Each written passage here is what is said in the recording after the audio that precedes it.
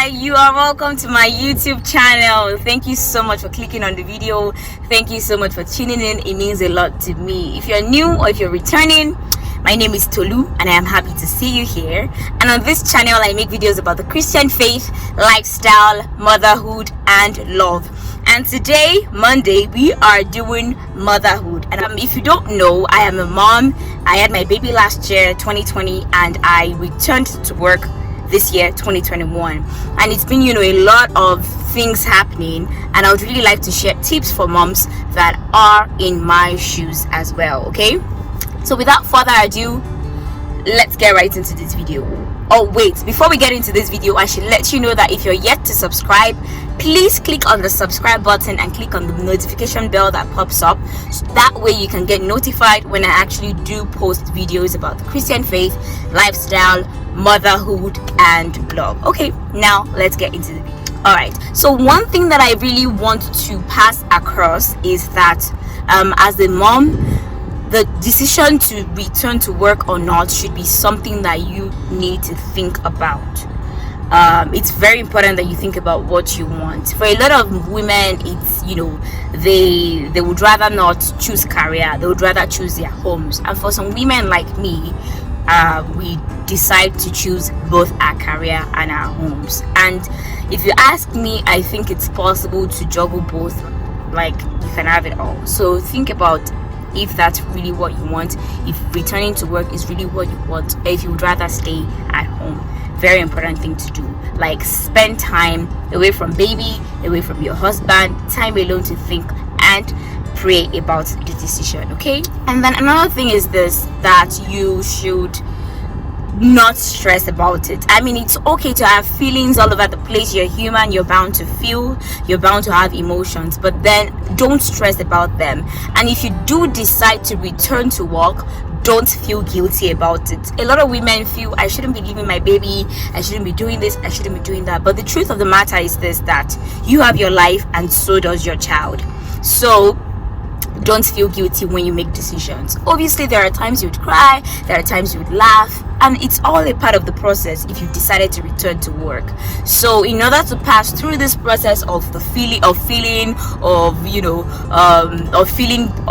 emotions and all of that, I think one thing that would help you is maybe journal about it or talk to a friend about it. For me, I had my friend in my corner that would always talk about this, and it just made the process of transitioning more it made it easier for me, actually. And another tip is to enjoy the lasts. Like, whether you like it or not, there are some things that you wouldn't have time to do after you return to work, like after maternity leave.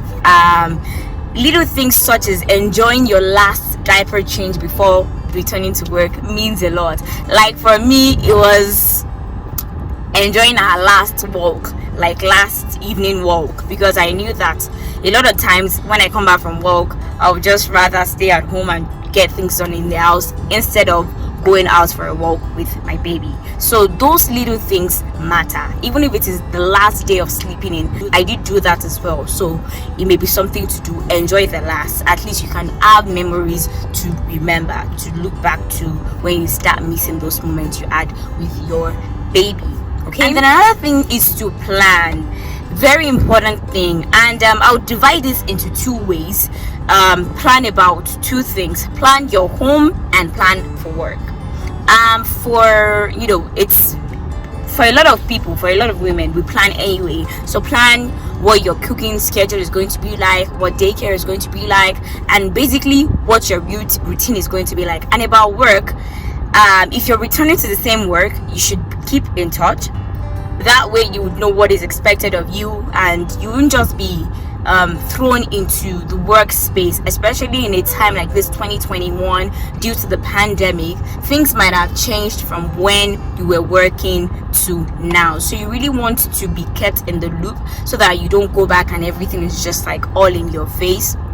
And then for your home, if you're going to put your child in daycare, it's very important to rehearse daycare, so that way you're not just throwing the child in daycare on your first day of returning to work and then the child is all crying and you're not enjoying work. So in order to avoid that, it's better that you take time. Let's say if you're returning to work on a Thursday, and I'll talk about this. If you're returning to work on a Thursday, maybe spend some time, maybe even from last week Thursday, putting your child in daycare, and start slow, start soft. So maybe on that previous Thursday you start by putting them for 1 hour, and then on Friday you do 2 hours, and then on Monday you do 3 hours, and just increase like that. That way the child gets used to the environment and you're not just throwing them in.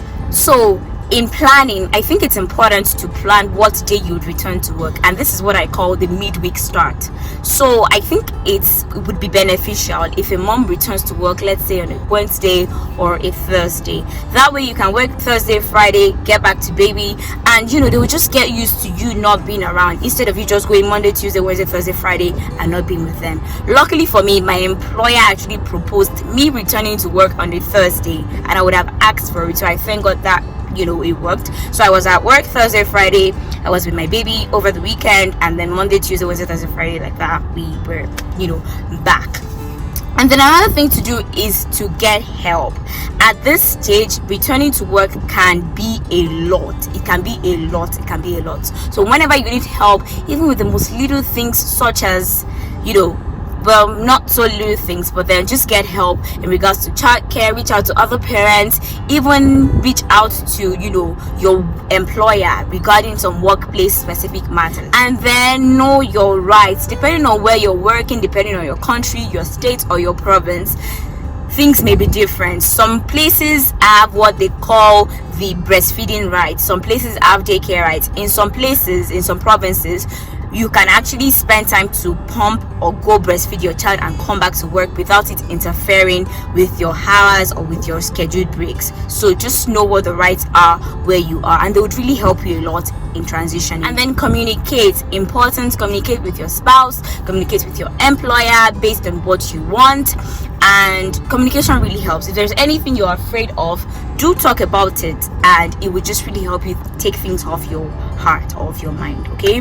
And then there's something that I want to talk about, which is very important, is to avoid the fear of being a secondary parent. For a lot of women, when they're returning to work, especially if, let's say, another parent will be watching the child, they may feel, oh, I would lose connection with my baby, then I'm going to be a mom that is not present, all of that.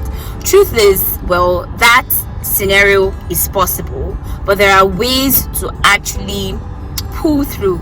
So for example, let's say you get back home after work, you can carve out mommy and me time, maybe for the first 30 minutes, or for just a scheduled or particular time in the night or in the evening. It's you and baby, and they know that this is mommy is present, mommy is not absent. It's very important. So, and as much as you want to go to work, have your own time, have your own life, I think it's very important to not push your child too far, and also not to beat yourself up for being secondary. So it's just about finding the balance in that. And another thing is step back and take care of yourself too. Remember, maternity leave ending means it's about you really first, and then about the baby. It's about you going to work and baby living their best life, both of you living your best life. So make sure that you step back and take care of yourself. After childcare, or after childbirth rather, it's most likely that you've gained some weight. You want to spend time and go shop. So that time, let's say the time you spent in putting baby in daycare just to test run or try out things are going to go out, you can go do runs, not only to buy food in the house. Spend time, go shopping, get yourself new clothes, get yourself new shoes. For a lot of moms, during maternity leave, they never even got to wear shoes, or they just wore runners and slippers and slip-ons.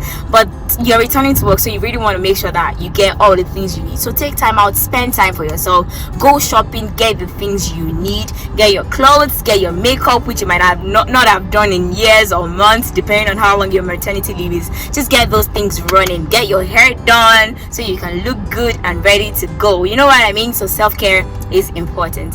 And the last but not the least, put God at the center. I cannot stress this enough. Putting God at the center of it all makes the difference. Like, every time you're about to make decisions, even from the most little thing, which is not little, such as your feelings or just you feeling guilty, just talk to God about it.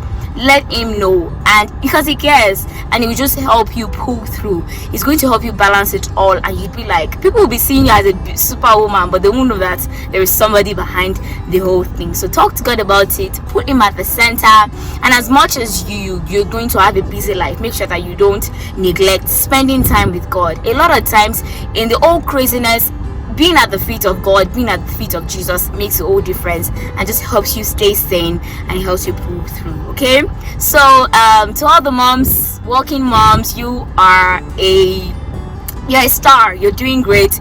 Quit worrying whether you're a good mom, and sincerely, the fact that you're worrying already makes you a good mom. It means you care. So to all moms, to all working moms, to all stay-at-home moms, to all stay-at-home dads, to all working dads, working parents in general, you are the best. Thanks for all your sacrifice. Thanks for all you do. All right, guys, thanks for watching my video today. It was I know you enjoyed it, and remember to subscribe and click on the notification bell if you're yet to, and I'll see you on my next video. Thanks. Bye-bye.